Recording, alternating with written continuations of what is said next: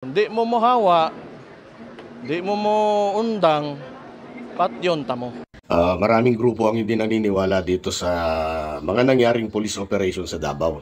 Matatandaan na si Mayor Baste Duterte ay nag-declare ng war on drugs sa Davao City.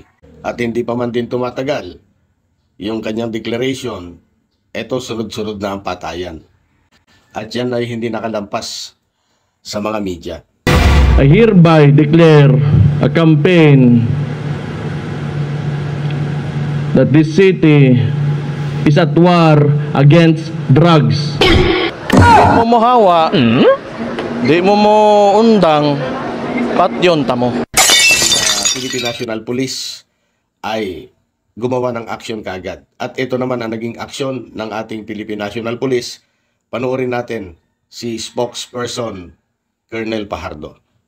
Sir, naiintindihan natin yung concern po ng Commission on Human Rights and other groups and individuals concerning nga po dito sa napababalitang mga anti-illegal drugs operation na isinagawa po ng Davao City Police Office that resulted in deaths po. At ngayon po ay nagbigay na po ng utos ang ating Chief PNP through the regional directors para po imbestigahan po itong mga insidente po na ito at para bigyang daan po yung impartial investigation, yung pong mga pulis po na involved dito sa mga anti-illegal drugs operation ay pansamantala na pong nirelieve sa kanilang mga pwesto, dinisarmahan to give way to the ongoing investigation. And as we speak, kanina po ay kausap ko po mismo yung Regional Director po ng Police Regional Office 11, si Police Brigadier General Alden Delbo, at pinababa na po niya yung Regional Investigation Unit po ng Pro 11 para mag-imbestiga po kung ano po yung nangyari po doon dito po sa mga police operations po na ito. Bagamat yung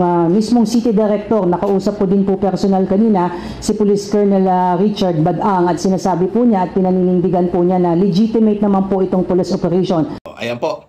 Abangan na lang natin yung mga susunod na mangyayari dito sa gagawing investigasyon ng ating Philippine National Police. Maraming salamat.